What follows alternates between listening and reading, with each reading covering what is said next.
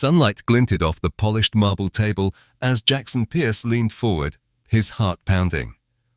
Across him sat Maxwell Grayson, the billionaire investor with a smirk carved into his face. Funding. Not for someone like you. Maxwell spat, voice dripping contempt. Jackson's breath hitched. Behind him the boardroom went silent. Jaws dropped. Jackson's eyes burned.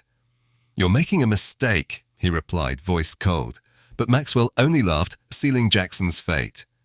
Jackson Pierce grew up in a modest brownstone on the far side of Chicago's South Side, where the roar of the L train and the smell of deep dish pizza mingled with the scent of ambition.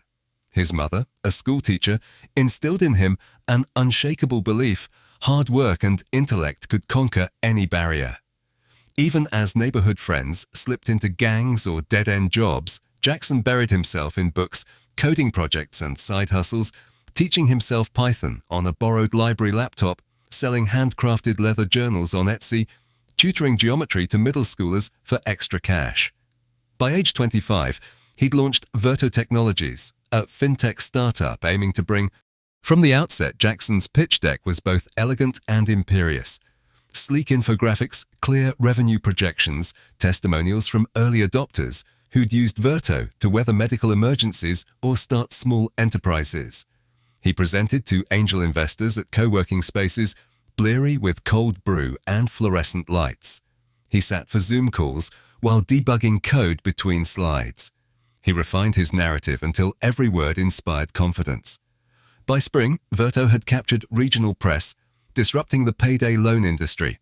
Yet for all his traction, the capital he needed, a 7-figure seed round to scale nationwide, remained elusive. Banks deemed his clientele high risk. Venture capitalists in Silicon Valley praised his mission, but balked at consumer credit. Jackson polished his pitch tirelessly, but tiat. Maxwell was a legend in the startup world. Ruthless decisions, cut-off emails that echoed like verdicts, and a reputation for elevating only the most hardened entrepreneurs. Rumor held that he'd built his empire by flipping distressed tech assets for billion-dollar exits. His Portland-based Grayson Capital rarely invested. On the morning of June the 10th, Jackson arrived at Grayson's glass tower boardroom wearing a charcoal suit pressed to perfection. He carried only his laptop and a leather folio. As he stepped into the room, the panoramic view of downtown Portland felt surreal, like stepping into someone else's dream. Maxwell sat at the head of an oblong mahogany table flanked by 3 stern associates. Their collective gaze felt like scanning X-rays. Jackson swallowed his pulse, reminded himself of his countless hours of preparation. He began with a story, a single mother named Carmen who used Verto to cover rent after her boiler broke, preventing eviction and keeping her children in school. Data followed 92% repayment rates, a 150% increase. For 50 minutes, Jackson answered every question, regulatory hurdles, underwriting algorithms, marketing strategies with precise clarity. He anticipated objections, armed himself with competitor analyses, and even shared a demo of the live app navigating Carmen's dashboard and repayment calendar. He felt momentum boitir. Finally, Maxwell leaned back, folded his hands, and spoke with a voice that dripped authority. "Your numbers are impressive, Mr. Pierce. But microloans to low-income individuals, that's a volatile market. What happens when payments stop? When defaults surge?" Jackson countered with his reserve fund model and third-party risk hedging. Maxwell listened, then shook his head. "I'm not convinced. Funding, not for someone like you." The rejection felt like a physical blow. Silence hung heavy. Jackson closed his laptop, heart thundering. He'd expected tough questions, but not contempt. He left the tower with his pitch deck under his arm, legs trembling, mind racing. Outside, the city moved on as if nothing had happened. Drivers honked, cyclists whizzed by, tourists snapped photos of street art. But Jackson felt smaller than the graffiti tags on the pavement. That night, he sat alone in his apartment, the glow of his laptop screen illuminating a mess of coffee cups and open notebooks.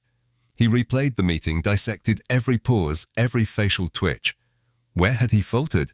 Was his model fundamentally flawed? The doubt clawed at him, yet beneath it all, a spark ignited. If Maxwell Grayson had dismissed him so cavalierly, Jackson would show the world why betting on underserved communities was not only viable but visionary. He drafted emails to every investor who'd ever ghosted him, proposing a series of events, community meetups, live demos, crowdfunding initiatives. He rewrote the pitch deck twice, then thrice focusing on stories instead of numbers. He enlisted Carmen and 3 other early adopters to appear in his next video pitch capturing real-time testimonials. He spent the weekend coding a new feature predictive underwriting using alternative data like utility payments and social media sentiment promising lower default rates. By Monday morning, Verto Technologies had a new tagline, "Your trust, their future." Within 48 hours, Jackson secured meetings with 3 regional credit unions and an online financial cooperative. Mentors from local accelerators offered introductions. A fintech blog picked up his story. Social media traction surged when he published a 90-second testimonial reel featuring Carmen. Jackson realized that funding wasn't just about capital, it was about momentum, narrative, and a relentless refusal to be defined by a single no. He vowed to return to Maxwell's table not just as a hopeful founder, but as a force awakened by every doubt thrown his way. Jackson's journey from rejection to resurgence set the stage for a showdown that would eclipse mere boardroom politics. The next phase wasn't just about proving a point, it was about seizing destiny itself. On a Friday afternoon, Jackson found himself elbow-deep in code at his favorite coffee shop, the Rusty Bean. The rich aroma of espresso mixed with the hum of quiet conversations as he implemented the final lines for Verto's new predictive underwriting feature. His phone buzzed with an email notification, invitation to pitch day, Grayson Capital. His breath caught. He clicked it open. Maxwell Grayson's team had extended an unsolicited invitation to present at an upcoming investor showcase, a rare public forum where 10 startups vied for a single $10 million check. Criteria: traction, innovation, and market impact. The event would be live-streamed, covered by major tech outlets, and attended by over 200 VCs and media.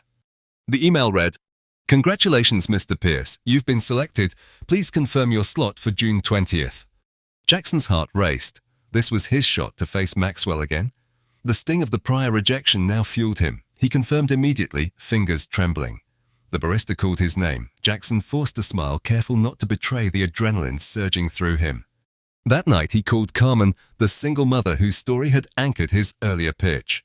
Carmen, Mark, and Luis all said they'd share updates on how Verto changed their lives. And I'm thinking of adding a small segment about how this new predictive tool works. If Grayson's worried about risk, this should help." Carmen's voicemail was full of warmth and excitement. Jackson exhaled, feeling the first real taste of hope in weeks. Over the weekend, Jackson transformed his pitch deck. Slide by slide, he layered vibrant user testimonials, data charts tinted in his brand's teal and gold, and behind-the-scenes photos of his small but dedicated team burning the midnight oil. He animated the underwriting algorithm's workflow, a series of colored nodes representing alternate data points feeding into a risk score. He practiced the demo until he could recite it under his breath, timing each segment to the second. However, mere hours before the showcase, his world tilted again. He received a terse email from Grayson Capital. "Due to time constraints, your allotted slot will be reduced from 15 minutes to 5. Please revise accordingly." Jackson's palms turned clammy. 5 minutes wasn't enough to convey the depth of Verto's impact. It felt like another dig, a calculated move to throttle his narrative. Team members urged calm. Arthur, his lead engineer, said, "Shorter pitch means sharper focus. Make them feel the problem, then the solution." Carmen messaged, "We believe in you. Tell the world our stories." Jackson steeled himself. He cut slides mercilessly, prioritized impact stories, and practiced again, refining the cadence of his voice. The day arrived. June the 20th dawned too quickly. Jackson wore his most confident smile and a crisp navy suit. A cameraman guided him to the green room, a windowless space buzzing with nerves and last-minute rehearsals.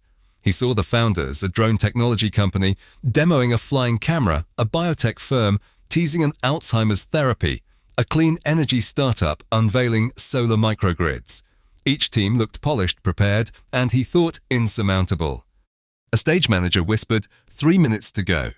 Jackson closed his eyes, visualized Carmen's grateful face, and steadied his breath. A door opened, and he was ushered onto center stage. One spotlight blinded him. Hundreds of eyes glowed in the darkness. Investors, journalists, influencers, and there, seated in the front row, Maxwell Grayson's silhouette. Jackson swallowed. The countdown timer flashed 5 He began. My name is Jackson Pierce, founder of Verto Technologies. 5 years ago, my mother lost her teaching job due to budget cuts. She had to choose between medicine and mortgage. We chose medicine. But others didn't have that choice. Gasps echoed. He clicked. Carmen's face appeared on the big screen. She spoke, because of Verto. I paid for my son's asthma treatment without sacrificing rent. The audience leaned forward. Jackson skipped technical jargon. Today we've issued 15,000 microloans with a 94% repayment rate, but our secret weapon isn't credit scores, it's trust. He tapped to show the underwriting workflow, its colored nodes pulsing. By incorporating alternative data, utility payments, social signals, even small business sales receipts, we identify reliable borrowers overlooked by traditional models. The audience murmured, this isn't charity, this is a $300 billion market waiting to be unlocked. He clicked again. A projected growth curve soared upward. 2 minutes remained. Jackson pivoted to the ask. With $10 million, we will scale to 30 states, partner with 12 credit unions, and refine our AI to reduce default risk under 3%. More importantly, we will change lending from exclusion to inclusion. He exhaled as the timer hit 0. The crowd erupted into polite applause. Jackson stepped back, heart racing. Backstage, founders exchanged hurried congratulations. A PR rep hustled him off the stage for a quick interview. Then, through the studio window, Jackson saw Maxwell Grayson rise from his seat. Jackson braced for a withering critique, but instead Maxwell began walking toward him, expression inscrutable. Jackson's pulse thundered in his ears. Jackson Maxwell said quietly into Jackson's ear, your stories hit harder than your numbers did last time. Let's talk. He extended a hand. Jackson's jaw dropped. The incubator manager hustled Maxwell away for debriefs. Jackson exhaled, knees unsteady. He'd ignited curiosity. He'd shattered the time constraint. He'd turned a mere 5 minutes into a rallying cry for underserved communities. Yet even as accolades swirled, a new conflict germinated in Jackson's mind. Was this invitation driven by genuine interest or a strategic play to humiliate him on a public stage? And could he trust a man who had all but dismissed him weeks ago? The spark of triumph and the specter of betrayal coexisted as Jackson prepared to step back into the boardroom arena, an arena that now felt more perilous than ever. The days after the pitch day showcase blurred into a frantic whirlwind. Jackson Pierce found himself fielding interview requests from tech blogs and regional news outlets, each one hungry for the story of how Verto had captured Maxwell Grayson's attention. His phone buzzed incessantly with LinkedIn connection requests and congratulatory texts. Yet beneath the adrenaline rush, Jackson felt his muscles tighten with each mention of Maxwell's name. He knew that true validation would only come when those dollars landed in his account, and in that moment, he would be walking a tightrope between triumph and defeat. Back at Verto's makeshift office, a converted loft with exposed brick walls and mismatched desks, tension rose among his lean team of 5. Arthur, the lead engineer, was consumed by perfecting the AI model under tighter timelines, his eyes red from late-night debugging sessions. Sophia, the marketing director, drafted press releases and social media ads, constantly refreshing analytics dashboards for click-through rates and engagement metrics. Carmen and the other user advocates prepped for a panel interview on a fintech podcast scheduled for the following week. Jackson oscillated between pride in their momentum and dread about the looming negotiations with Grayson Capital scheduled for the next Tuesday. On Monday morning, the Verto team gathered for a pre-meeting huddle. Jackson paced the room, flanked by whiteboards scrawled with growth projections and contingency plans. Maxwell's coming back to the table, he said, voice taut with controlled urgency. He's agreed to a one-on-one meeting. We have 1 hour to seal the deal or walk. His team exchanged anxious glances. He'll push on valuation, exit strategy, and risk mitigation. Jackson continued, We need to preempt every objection. Our stories are strong, but so are his lawyers. Sophia opened her laptop. I've distilled the press coverage into a one-page media dossier.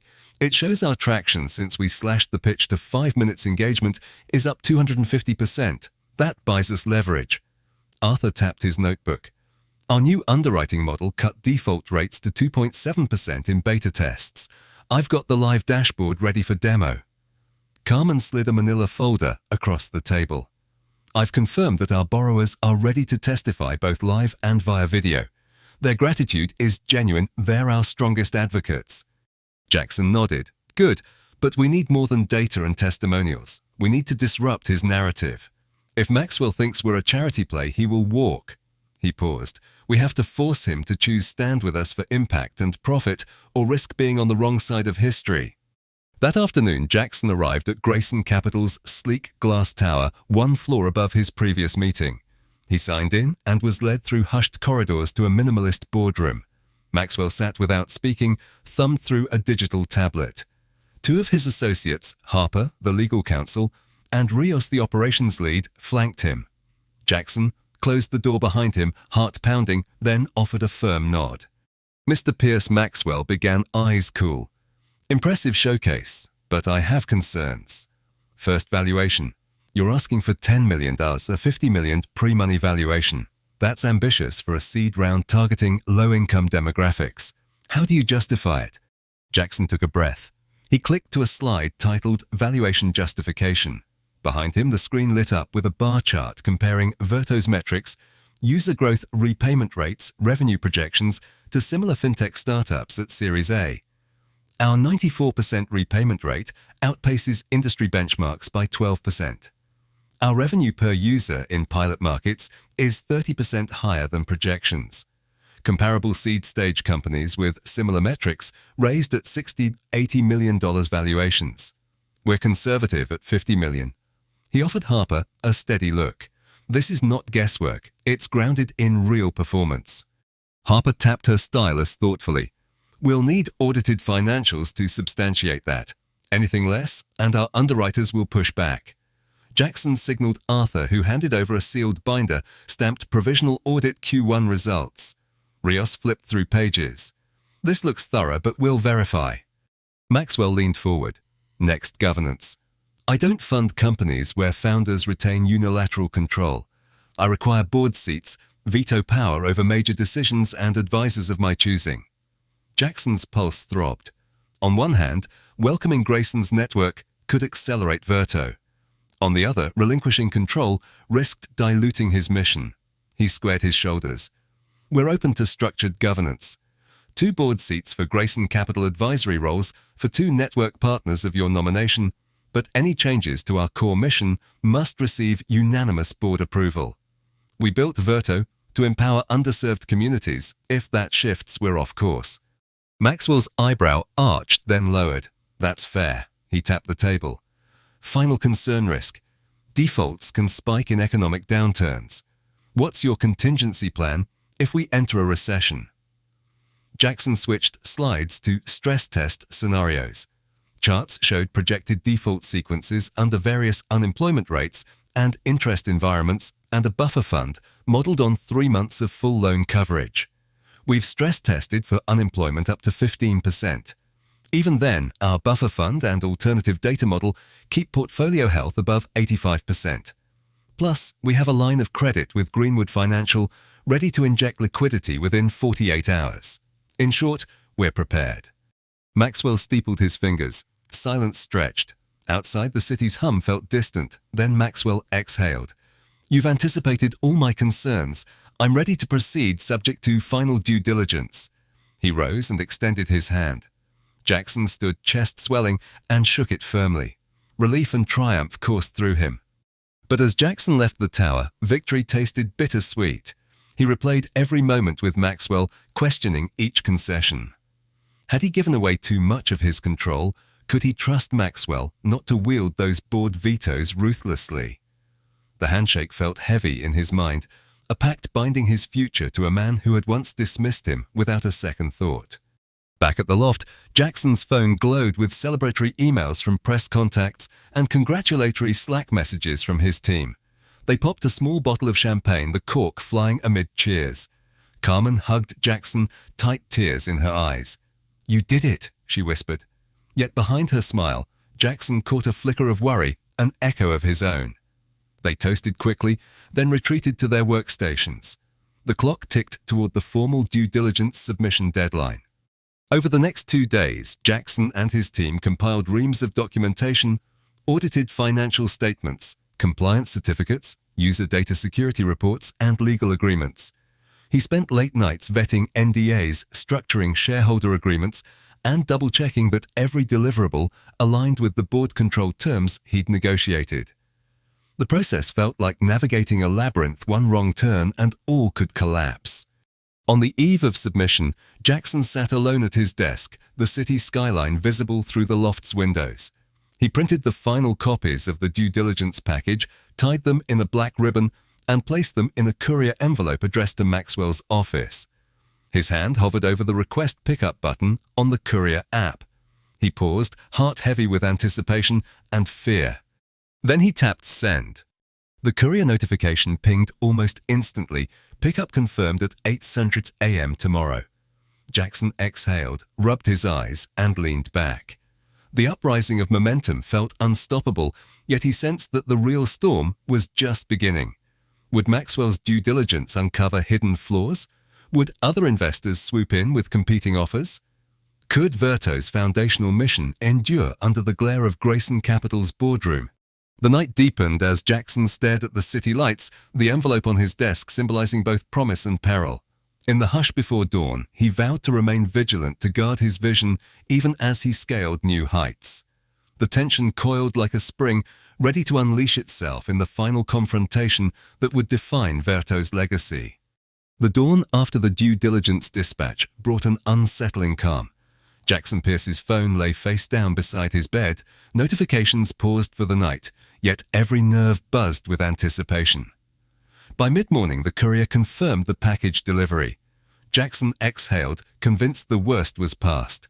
He had conquered every objection, secured Maxwell's handshake, and faced the scrutiny of auditors and lawyers. Verto's future gleamed on the horizon until an anonymous tip landed in his inbox. The email's subject line was simple: "Beware Grayson Capital." The body contained a link to an exposé by Tech Corrode, a shadowy independent blog focusing on VC malpractice. The headline read, "Grayson Capital's Dirty Secrets, How They Got Founders After Investment."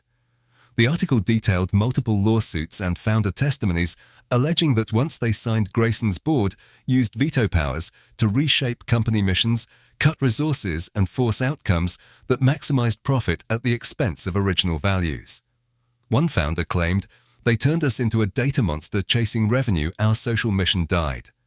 Another described a hostile board takeover that ousted the CEO after the first year. Jackson's stomach clenched. He scrolled through the post, heart pounding, as names and cases flashed across the screen. He recognized several Zen Echo, a sustainable packaging startup praised for its mission, HealthBridge, a telemedicine platform for rural clinics, and Sprout Ed, an educational non-profit turned for-profit. Each case mirrored Verto's path, an inspiring mission, rapid growth and alliance with Grayson Capital, and then a boardroom coup that left founders sidelined and their communities betrayed. His hands shook. Had he made a pact with the devil? Could he prevent Verto from the same fate? His first instinct was to dismiss it as rumor, a smear campaign by jealous competitors. Yet the blog's citations linked to court documents and founder interviews. He forwarded the email to Arthur and Sophia. "Read this," he wrote, "then call me ASAP." Within minutes, Arthur and Sophia joined him in the conference room. Their faces were ashen. Jackson's Sophia began, voice low, "This is not good. Every case here is documented. If Maxwell's playbook is true, our board agreement clause about unanimous approval may not hold up legally. His lawyers will find loopholes." Arthur's brow furrowed. "We need our own legal counsel to vet this immediately. And we might need contingency plans, alternate investors, emergency governance, safeguards." Jackson's mind raced. He felt trapped between two realities. the promise of $10 million to scale Verto, and the horrifying possibility of losing control of the company he'd built. He'd negotiated hard for that unanimous vote clause, but Maxwell's tactics had always been above the letter of the law. One misstep, one ambiguous term, and they could claim mission creep and usurp his veto. He clenched his fists. Get me Claire Rodriguez at Harper & Blythe Law. Ask if she can do an emergency review. Sophia nodded, already typing on her phone. Jackson paced, refusing to sit. The walls of the loft seemed to close in as the giddy afterglow of victory curdled into fear. By early afternoon, Claire Rodriguez called. Her tone was grave. Jackson, the blog's accurate. Grayson Capital's post-investment governance tactics are aggressive. They instigate disputes on mission interpretation, then leverage veto rights.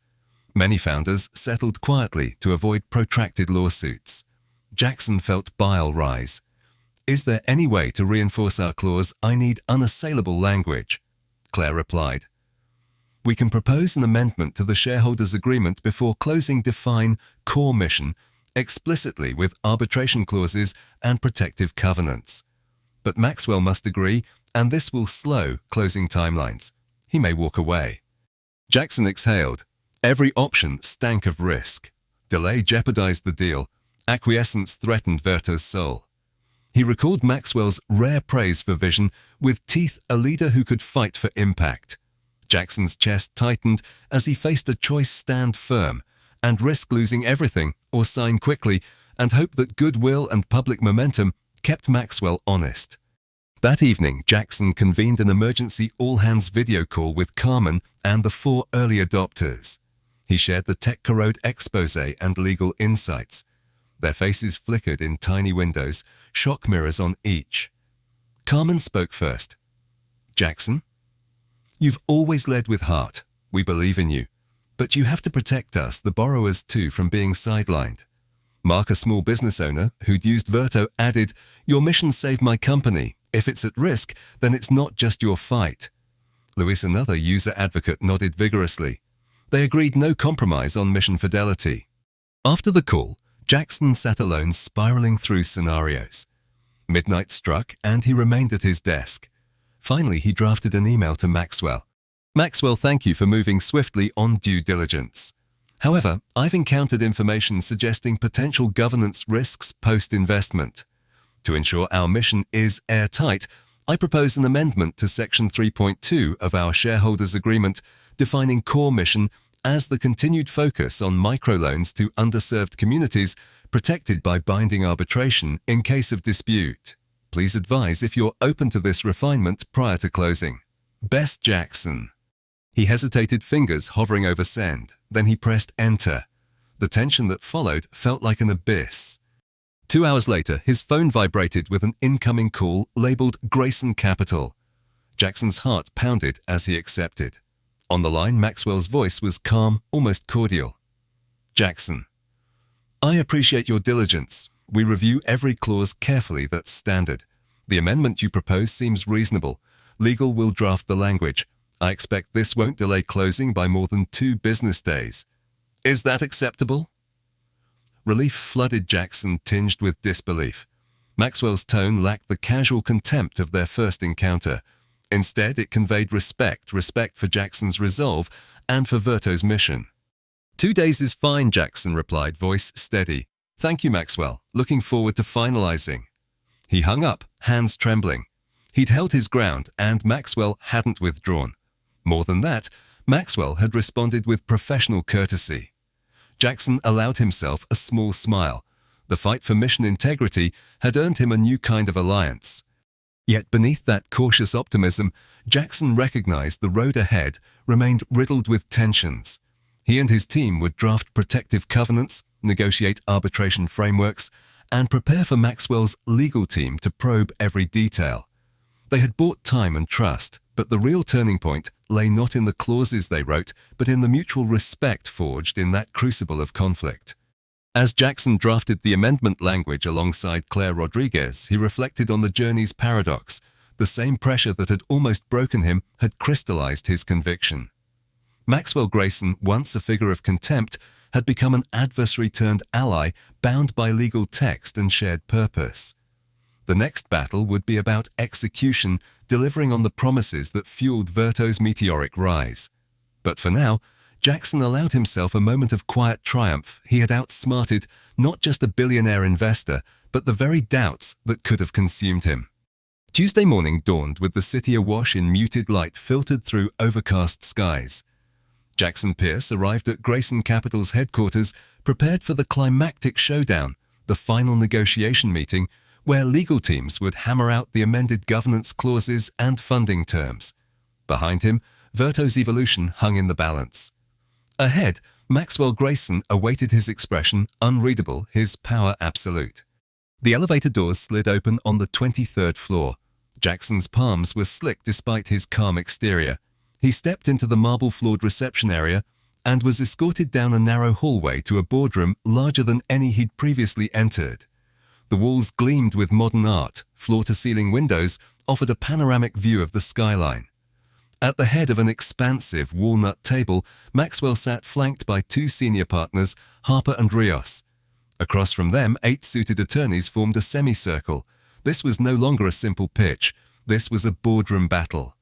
Jackson carried a leather portfolio containing the finalized amendment document bound with a navy ribbon. He took a deep breath and laid it before Maxwell. "Thank you for accommodating our amendment," he began, voice firm yet respectful. "This clause ensures Verto's social impact remains inviolable." Maxwell nodded curtly and Harper tapped her stylus against the glass tabletop. "We've reviewed the proposed language," she said crisply. "Our concerns the definition of underserved communities is too broad, leaving room for interpretation. We need narrower criteria." Rios chimed in. "Also, the arbitration clause could force costly disputes that delay strategic decisions." Jackson sensed the moment of truth. He met Harper's gaze. "I understand your concerns," he said, "but if we define underserved communities too narrowly by geography, income level, or credit score brackets, we risk excluding the very people we intend to serve. As for arbitration, we'll incorporate a streamlined fintech-specific mediation process with capped fees and a fast-track resolution timeline. That balances both protections and efficiency."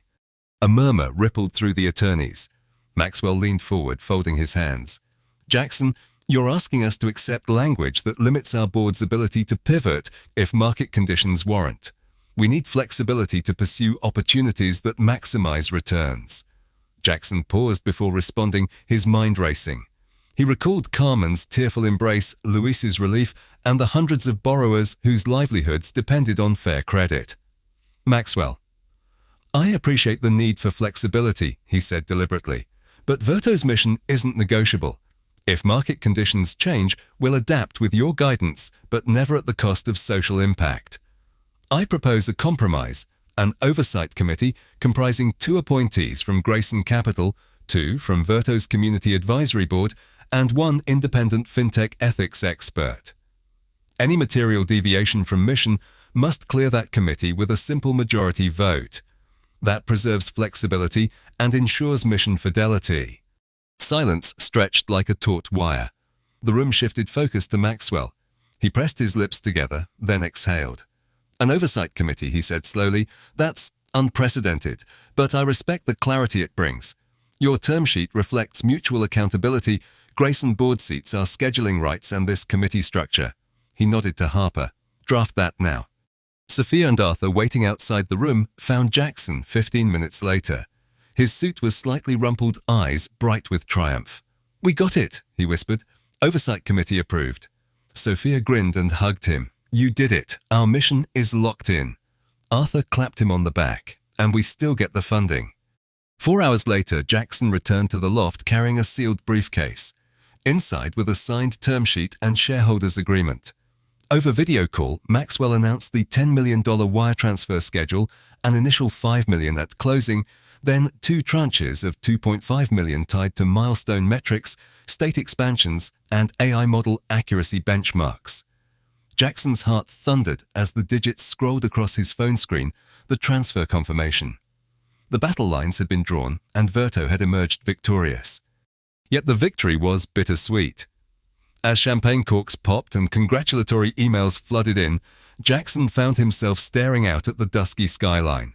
The Oversight Committee ensured mission fidelity, but it also planted seeds of complexity. He would need to navigate committee politics, balance investor interests, and deliver on audacious growth targets, all under the watchful eyes of those who could veto decisions. That pressure felt heavier than the rejection from months ago. That evening, Carmen, Mark, and Luis joined Jackson and his team for a live-stream celebration. Cameras captured the moment the founders, investors, and borrowers united in an emotional tableau. Carmen's voice quavered as she spoke into the mic. "This isn't just about funding, it's about trust proof that when we invest in each other, everyone wins." Applause erupted and Jackson raised his glass. To Verto's future, he toasted, looking at each team member. "May we always stand by our mission." Later that night, Jackson retreated to his office. He opened the newly wired funds spreadsheet and stared at the figures: $5 million in cash, $1.2 million reserved for buffer funds, $2 million earmarked for technology development, and $1.8 million for marketing and credit union partnerships. It was the largest sum he had ever managed. His chest swelled with excitement and dread. Success, he realized, brought its own risks. The next morning, Jackson convened the first meeting of the Oversight Committee. He entered a high-ceilinged conference room at the Credit Union Partners headquarters, where two Grayson Capital appointees, Harper and a senior analyst named Cho, and two community advisors, Carmen and Luis, sat around a polished oak table. At the head sat Dr. Eleanor Foster, an ethics expert Jackson had recruited. Her calm presence radiated authority. Dr. Foster opened the meeting. "Our role is to ensure Verto's core mission remains on track. Today we review the first quarter's strategic plan and any proposed deviations." Jackson presented a slide deck outlining the roadmap: expand into Ohio and Indiana, integrate alternative data sources for rural internet users, and launch a community ambassador program. The Grayson appointees posed probing questions about geographic priorities and ROI projections. Carmen and Luis championed borrower education and emergency loan grants. The dialogue was rigorous, occasionally tense, but ultimately collaborative. By midday, the committee approved the plan unanimously, with Dr. Foster praising the balanced approach. This committee model shows that profit and purpose can coexist when accountability structures are clear. Jackson felt a surge of relief. The Oversight Committee wasn't a roadblock, it was a forum for inclusive decision-making that strengthened Verto's credibility. The final confrontation with Maxwell had given birth to a governance innovation that could become an industry model. As Jackson walked back to the loft later that afternoon, he reflected on the journey. The initial rejection by Maxwell, the pitch day. Triumph, the boardroom negotiations, and the anonymous expose all had led to this crescendo. A triumphant funding round secured without sacrificing mission integrity. Each challenge had forced Jackson to sharpen his leadership, refine his values, and forge alliances beyond mere capital. The climax had shown him that true victory lay not in the money itself, but in preserving the integrity of why he started Verto in the first place. That night at home, Jackson drafted an internal memo to the Verto team. "Team, today marks a milestone, not only in funding, but in our collective conviction. We've proven that financial returns and social impact are not mutually exclusive.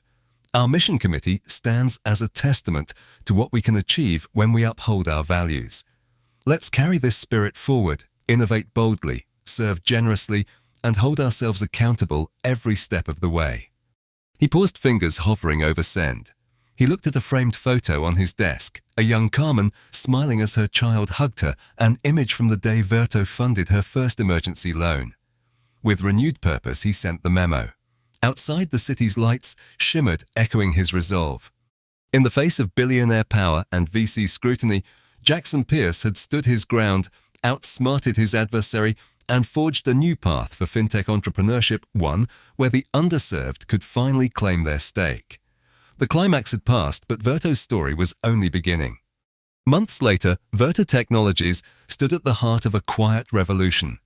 From its humble launch into 2 Midwestern states, the app had spread like wildfire, expanded into 12 regions, partnered with 15 credit unions, and extended over 200,000 microloans, totaling $75 million. Default rates hovered under 3% and customer satisfaction soared above 94%. Yet beyond the numbers lay stories of transformation. Single mothers starting bakeries, veterans repairing homes, and immigrants launching corner stores, all fueled by loans that traditional banks would never touch. Jackson Pierce sat in the boardroom of his own design, a room that reflected Verto's ethos with community artwork and rotating borrower testimonials displayed on digital frames. Across from him sat the Oversight Committee, assembled once again to approve the next phase, an international pilot in the Caribbean, leveraging remittance data to offer loans to diaspora entrepreneurs. Harper, representing Grayson Capital, praised the pilot as innovative and scalable. Carmen from the community side reminded the group that each market held unique cultural nuances. Dr. Foster facilitated a balanced discussion. Jackson realized that the arduous governance battles of the past had matured into a model of co-creation, a testament to the power of checks and balances. On the afternoon of the pilot's launch, Jackson walked to his office window overlooking the city park. He reflected on the journey that began with Maxwell Grayson's curt rejection. That contemptuous boardroom dismissal had ignited his resolve, forcing him to refine his pitch, strengthen his team, and solidify Verto's values. When Maxwell extended an olive branch at pitch day, Jackson had prepared not just to accept funding, but to negotiate for the very safeguards that protected Verto's soul. He had outsmarted not only a billionaire investor, but the insidious temptations of profit at any cost. As sunlight danced on the glass facade across the street, Jackson drafted an email to his younger self. Dear Jackson, at 25, you will face doors slammed in your face. Condescension dripped like poison, and the allure of compromise beckoning at every turn. Yet remember this, your vision is your compass. Every no will sharpen your strategy. Every skeptic will test your conviction, and every setback will guide you towards stronger alliances. When the time comes to stand firm, do so with respect, not rancor, and build systems that outlast any individual. Trust in your mission and let it carry you beyond the horizon. He sent the email from his work account, a symbolic gesture of closure and growth. That evening, Verto's headquarters hosted a community gala under a canopy of string lights. Borrowers, credit union partners, team members, and investors mingled, sharing food, music, and testimonials. Carmen took the microphone and said, "This isn't just an app. It's a bridge between moments of crisis and stories of resilience." Jackson didn't just secure funding, he secured our futures. Applause thundered as Jackson stepped forward. He spoke from the heart. When I first met Maxwell Grayson, I felt dismissed, told I didn't belong at that table. That rejection was a gift in disguise. It forced me to hone our mission. Build community-centered governance and recruit a board that reflected all our stakeholders. Today, I can stand here knowing that Verto belongs to every borrower, every teammate, and every believer in inclusive finance. Our journey shows that when values lead, strategy success follows in both profit and purpose. He concluded with a call to action. Like, subscribe, and share this story, not just Verto's story, but every story of resilience. Let's continue to build bridges, not barriers. As the gala wound down, Jackson stepped outside and looked up at the night sky. Stars glimmered above skyscrapers, a reminder that despite towering challenges, light could break through. He recalled the attorney's warning about veto power, the exposé's threat of mission subversion, and the tense boardroom debates that unveiled the Oversight Committee. Each chapter had tested his resolve and fortified Verto's foundations. Tomorrow, the Caribbean pilot would begin. Remittance-linked lending, he believed, could transform diasporic economies. But more than that, the governance framework born from conflict would serve as Verto's true legacy, a replicable model for mission-driven startups everywhere. Drawing a deep breath of the cool evening air, Jackson whispered into the quiet, "We did it." And with that acknowledgement, he embraced the next horizon, confident that a story grounded in conviction could change the world one microloan at a time. If you found Jackson's journey inspiring, hit like, subscribe, and share. Next week, we'll dive into how Verto's AI predictive model works inside the tech that powers financial inclusion.